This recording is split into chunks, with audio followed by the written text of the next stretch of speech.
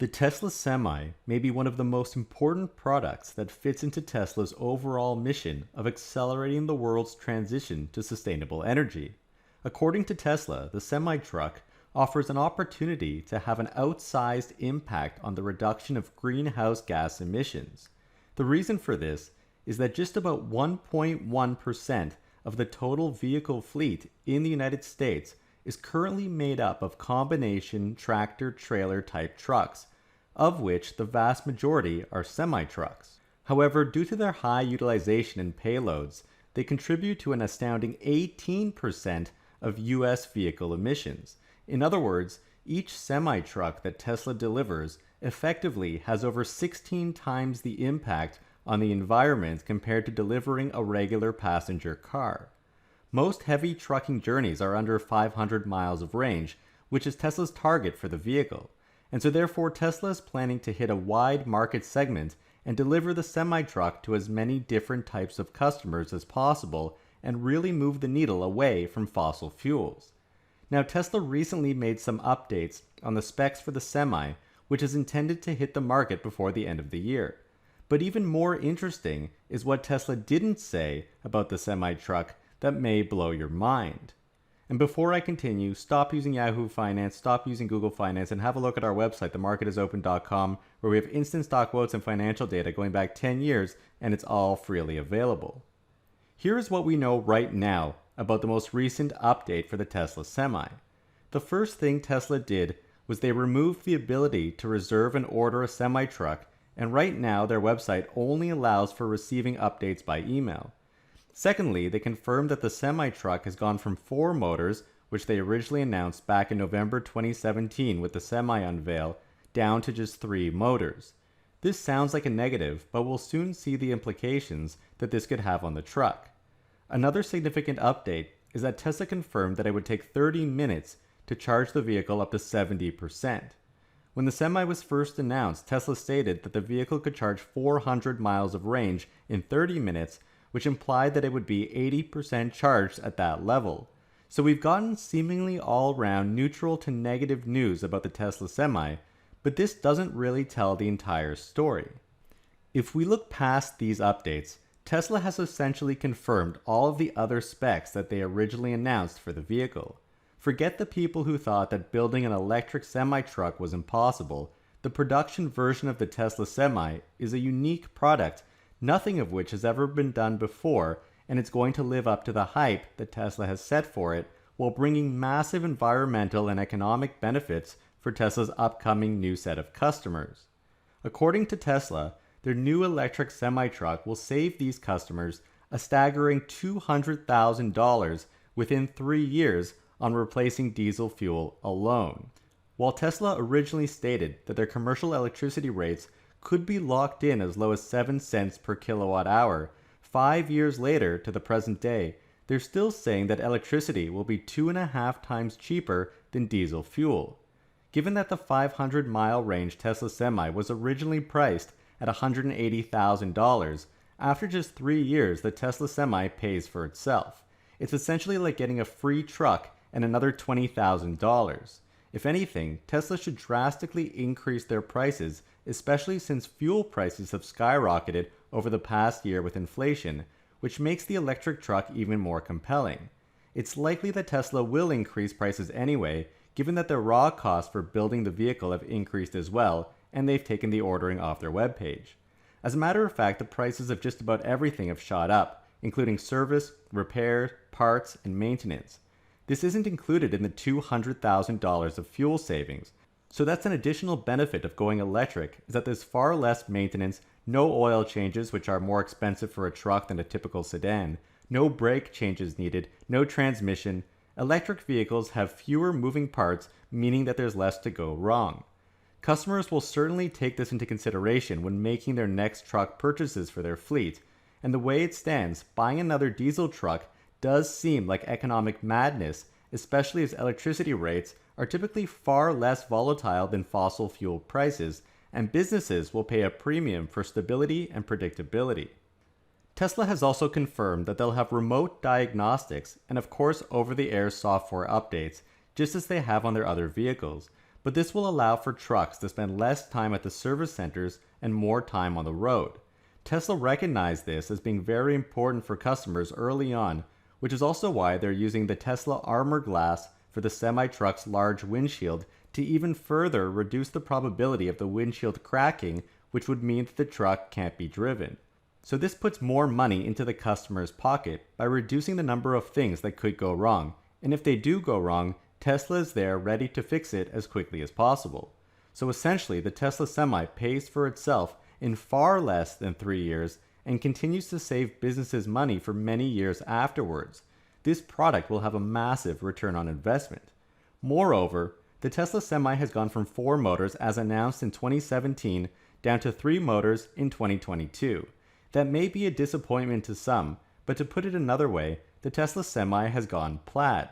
Tesla's plaid powertrain was released in 2021, about 4 years after the semi-truck was originally unveiled. So Tesla has had time to refine this new technology and bring it to market, and we've seen it in action on the Model S and X Plaid, which are powerhouse vehicles. And so for a number of potential reasons, Tesla made the decision that the Semi didn't need 4 motors, it could have the same performance with 3. Tesla is always looking to simplify and subtract parts from its vehicles while maintaining the same or better functionality. One less motor could cut down the cost for the Semi for Tesla, meaning they can keep the prices lower and highly competitive, or keep it the same and increase gross margin.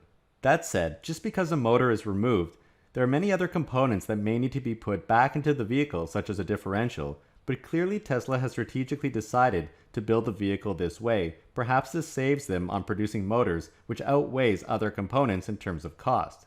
In addition, one of the main use cases that Elon Musk mentioned in the Semi presentation was making jackknifing impossible. And so if Tesla can still achieve that with 3 motors, then having the 4th doesn't really add much benefit. 4 motors does add more power, however Tesla's Model 3 motors are quite powerful on their own. Even originally with 4 motors, the Semi could still not make complete use of torque vectoring since the vehicle has 6 wheels. Only the rear axles would have motors, and so in any other case the vehicle still wouldn't be all-wheel drive. In addition, Tesla's motors will last the life of the vehicle, and even if one of the motors dies for some reason, which it shouldn't, but the truck should still work anyways, which drastically outpaces the reliability of a diesel engine. One other interesting thing is that going down to 3 motors may slightly reduce the weight of the truck, and every pound counts when it's critical for increasing the vehicle's useful payload and range. Now in terms of electric trucks, it's actually a little surprising that Tesla is indeed planning to start with the 500-mile version for deliveries later this year. 500 miles for an electric truck is mind-blowing, especially when you consider that it's been 5 years since the Semi was announced to the world, and the competition is still few and far between. There are no other 500-mile electric semi-trucks on the market, so the competition is nowhere in sight. Or as Elon Musk would say, you need a telescope to see whoever's in second place. Take Freightliner, whose parent organizations are Mercedes-Benz and Daimler Truck North America. It's the same company. Daimler is the largest truck manufacturer on Earth. Their answer to the Tesla Semi is the Ecascadia, a Class A truck, same as the Tesla Semi, except for a few key differences. The longest range Ecascadia can only go 230 miles. That's less than half of the 500-mile Tesla Semi.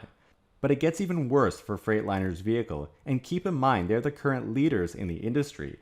They say that this 230 miles of range diminishes based on load profile, and so they've calculated their numbers based on typical load profiles in target applications. This means that they aren't deriving these numbers from a fully loaded semi-truck. That makes Tesla's truck even more mind-altering, since the 500 miles of range is based on a fully loaded 82,000-pound truck. So the range is actually way higher than the Ecascadia. But this also means that Tesla is under-promising, since semis that aren't fully loaded should be able to do even better than 500 miles of range, given the diminishing range with higher load profiles. So Tesla is giving us the worst-case scenario, whereas competitors are telling us a typical scenario, which essentially means that Tesla will blow them out of the water when customers go to make purchase decisions. Tesla also says that the maximum weight of the truck is indeed 82,000 pounds, which is 2,000 pounds more than the max weight of a diesel truck, and Tesla confirms in their most recent impact report that they expect the semi's payload to be at least as high as it would be for a diesel truck. That's the amount of weight that it could carry, not including the weight of the truck itself. It's possible with refinements over time that they can actually outdo this, and again, this may be one of the reasons why Tesla shifted to 3 motors rather than 4, to save even more weight. And this was a big deal for Tesla's competition, trying to think of ways in which the Tesla Semi would never work. They said it would never be able to haul as much as a diesel truck. But now that the Semi is almost here, competitors seem to be flat-footed, especially once you hear about the charging rate of the Ecascadia.